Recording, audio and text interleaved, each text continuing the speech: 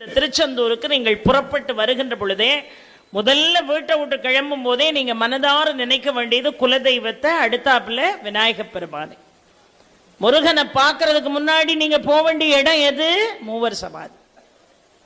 முதல்ல இங்க வந்து கடல் நீராடி விட்டு அதற்கு பிறகு நாழிக்கிணறுல போய் நீராடுறோம். ஆனால் பழமையான நூல்கள் என்ன சொல்கிறது என்பதையும் நான் சொல்லிடுறேன். இப்ப நம்மகிட்ட இருக்கக்கூடிய பழக்க வழக்கம் நேர கடல்ல போய் குளிப்போம். கடல்ல குளிச்சுட்டு நாழிக்கிணறுல குளிச்சுட்டு சுவாமியை பார்க்க வருவோம். காலத்தில் நம்முடைய மூதாதையர்கள் எல்லாம் என்ன செஞ்சிருக்காங்கன்னா, முதல்ல நாழிக்கிணத்துல குளிச்சுட்டு அதுக்கப்புறம் தான் கடல்ல நீராடுவாங்க. சூரனை வதம் செய்த பிறகு தேவாதி தேவர்களுடைய தாகங்களை நீக்குவதற்காக தன் கையில் இருக்கக்கூடிய வேலை கொண்டு தோண்டியதுதான் இந்த கந்த புஷ்கரணி.